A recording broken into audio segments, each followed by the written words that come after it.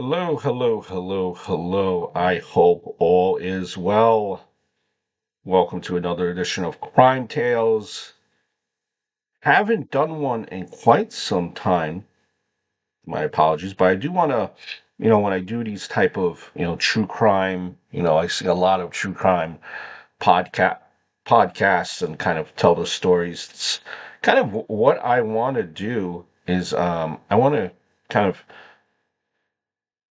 tell you stories of and events, whether it be current or yesteryear, that I'm not able to get to just based on the location that I am. Usually I do true crime and famous graves and pop culture and roadside attractions. So I want to tell you a story that I've seen on Unsolved Mysteries. By the way, if you haven't, Unsolved Mysteries, one of the shows I grew up watching back in the day. And it's now actually on Pluto uh, TV. If you have the Pluto app, if you don't have it, download it. It's free, free to use. You're not going to get anything, extraordinary. You're not going to get all the fancy channels, but you're going to have a lot of channels devoted to true crime. You have the first 48, you have cops, forensic ID adjust, and you have unsolved mysteries, just and it constantly play it in a loop. So it's like true crime buff fanatic. Um, it's like heaven, right? So definitely do download that. It's free. I promise you're gonna like the app. No charge for the app. You could view it from your stream, even your smart TV. You're able to do that as well. So it's a cool thing. And one of them that story that I find very like almost a miracle is the 1986, the Cokeville school hostage crisis. And just want to tell you briefly about it. It occurred in 1986. It was in Cokeville, Wyoming. And it involved a former, believe it or not, sometimes I can't say that we're um, shocked. It was a former town marshal by the name of the story.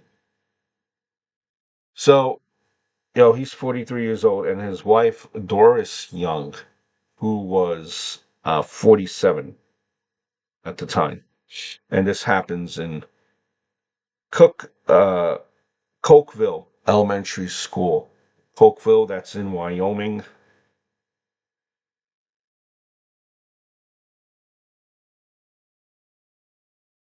And there was two deaths.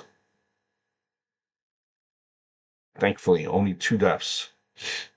When I say thankfully, and only two deaths, we'll get there. But just keep that number in your head.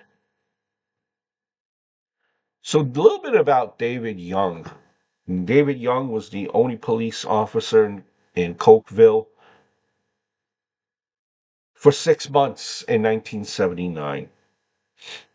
He was fired from his conduct, and he then moved to Tucson, Arizona, where he met his wife and married his wife, Doris Young.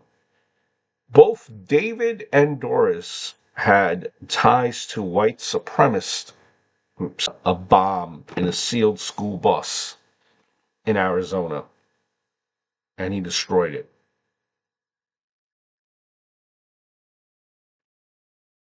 Doris and David, they returned to Cokeville in May of 1986. At 1 p.m., they pulled up to the Cokeville Elementary School.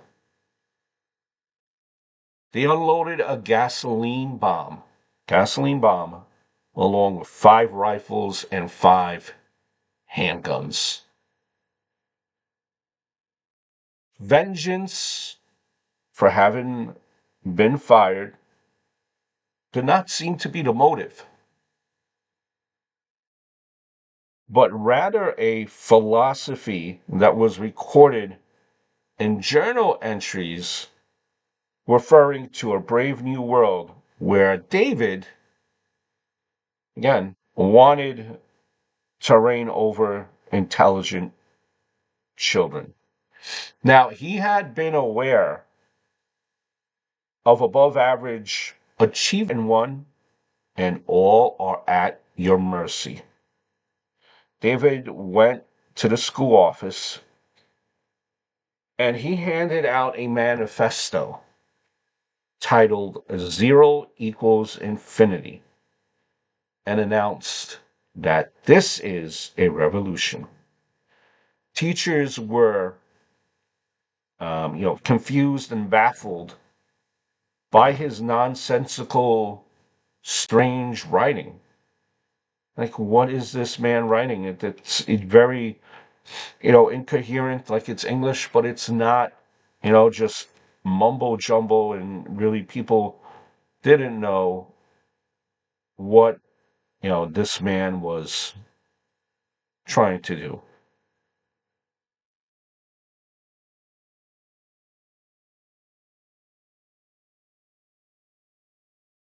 Meanwhile, at this time when the manifesto was being handed, while this was going on, Doris went from classroom to classroom and she lured 136 children, 6 faculty, 9 teachers, and 3 other adults, including a job applicant and a UPS driver, into a first grade classroom for a total of 154 hostages. And she had lured them by telling them that there was either an emergency or a surprise or an assembly there. So she lured everyone into the classroom. This is David Young, how he looked like. A man that you could trust, right? Just a very nice man, huh?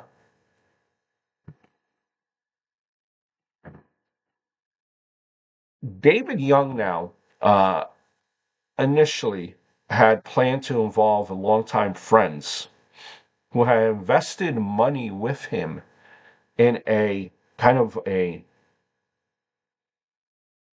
get rich quick scheme that he called the Biggie, allegedly.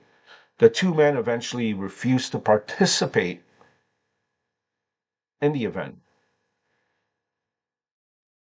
So both of them were handcuffed now in a van outside the school.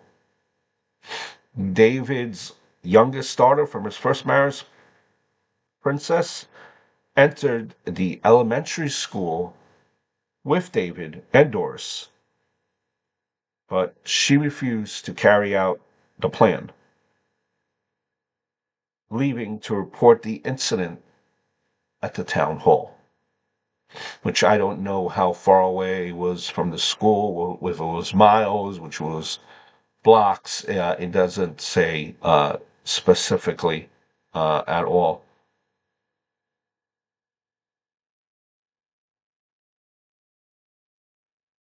Now, Princess and the 2 friends, remember the 2 friends that were locked up in the van, they were never charged in relation to the crime because of their refusal to participate.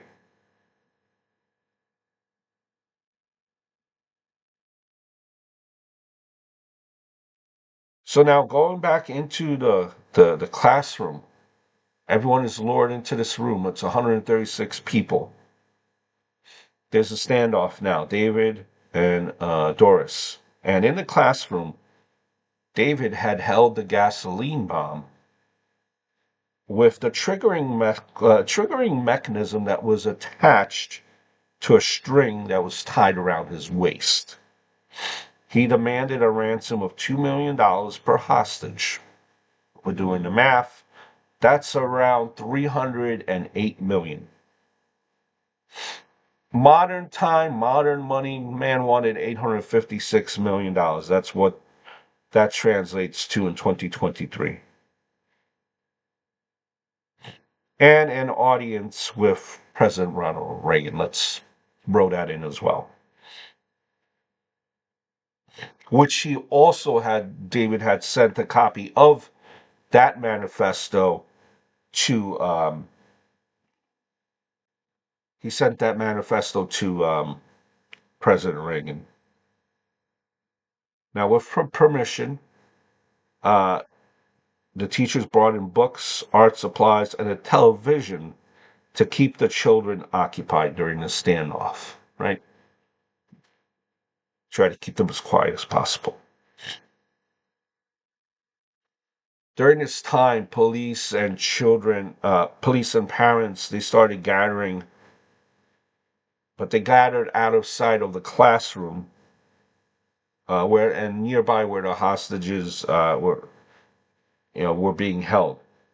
Doris, she tried numerous times to calm the children by telling them, think of it as an adventure movie. Think of it as an adventure movie. Or that they will have a great story to tell their grandchildren. Many children showed signs of distress during this whole ordeal, as you can imagine. Complaining of headaches, smell of gasoline from the bomb, or they just simply wanted to go home. They were crying. Now, one hostage actually had a birthday that day of this whole hostage situation here, and songs were sung to honor his birthday. The mood did not lift with the singing, and teachers quickly they negotiated with the hostage takers now to get items from the library to help the kids get their minds off the siege and to help pass the time. Windows were now being opened to help rid the room of gasoline fumes, and prayers were offered in small groups around the children. Throughout the standoff now, David Young, he grew increasingly agitated and irritable. With fear that David might become unhinged, the teachers during this hostage situation, they decided to make a 8 foot square of masking tape for his own personal space. A quote from the situation from one of the hostages that day said, "We could tell that he was becoming nervous. As I sat and I watched him, I could feel that he was becoming agitated.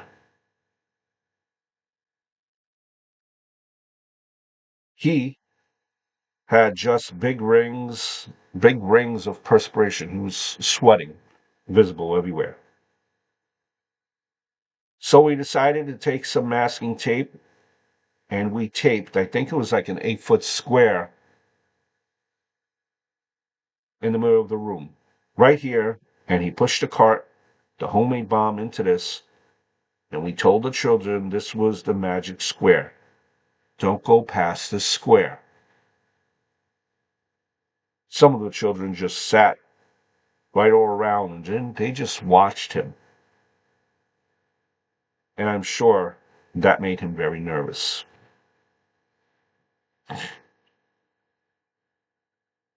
Now, about 2.5 hours into the standoff, David had transferred the triggering mechanism of the bomb to Doris's wrist and went to a small bathroom that connected the first and the second grade rooms.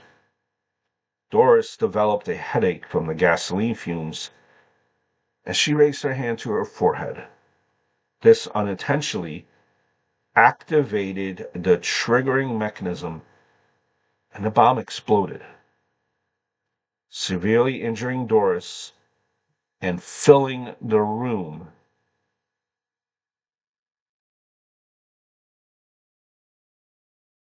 with black smoke and pockets of fire.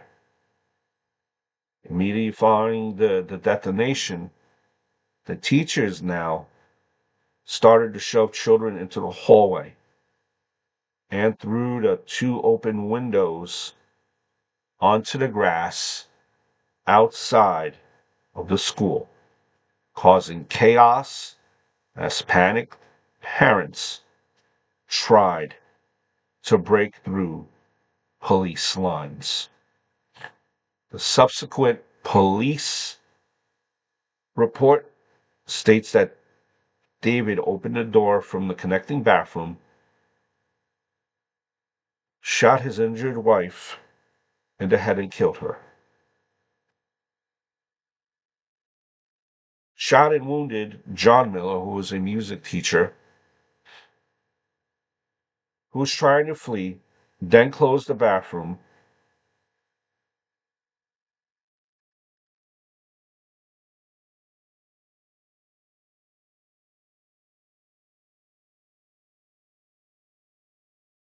and killed himself with a shot from a .45 pistol to the head.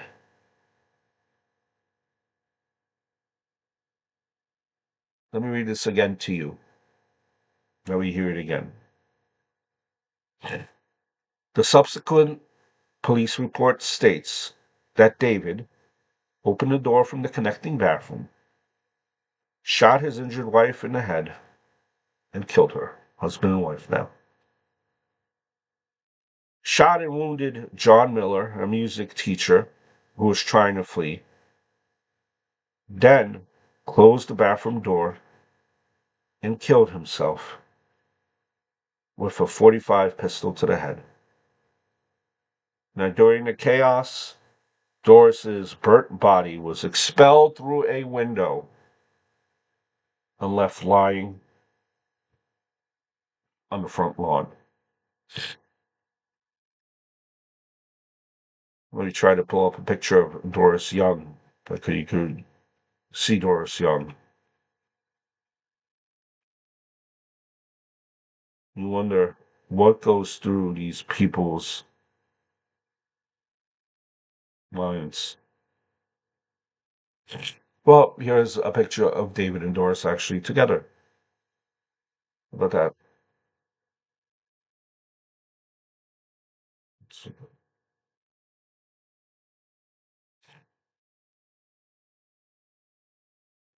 See, I'm right there, right?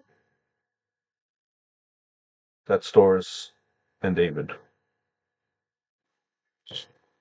Now, when the bomb detonated, the substantial force was channeled through loose ceiling tiles into the roof and open windows acting as vents. This significantly it lessened the explosive power of the bomb because the windows were open and they acted as vents. You could see that the roof tiles had been lifted off their brackets. I don't think that they are planning, or they were planning, or David was planning on the ceiling tiles in the school. Because in the bus, everything was solid in the school bus. There was no give in the school bus. Well, with the window being open, with the ceiling tiles being able to lift up and down, I think that absorbed a lot of the explosion of that gasoline bottle. Now, what that is in reference to is that he was able, David, prior to coming into the school system, the school rather, he had practiced this bomb and it exploded a bus. If my research does me correctly. So that same type of bomb, who he brings into the school that he used for the school bus. But the setting was a little bit different. So I don't think that he expected that. The tiles and the open windows, he didn't, because the teachers were able to negotiate with the hostages to open up the windows. That move right there, I think, saved everyone's life.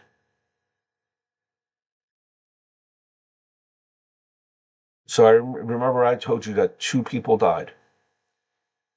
The two people that died, it's not that teacher that was injured as he was fleeing, but it was Doris and David, the only two people that died.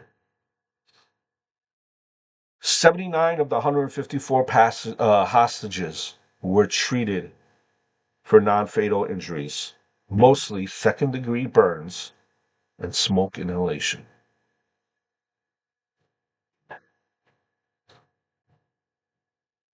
And that's it. What a miracle. There is a book. There was actually a movie, rather. It's called Cokeville Miracle. Um, T.C. Christensen. It was released June 5th, 2015. You also seen this episode on Unsolved Mysteries, this story. Unexplained Mysteries. There was also I Survived, which was also there as well. A monster that planned on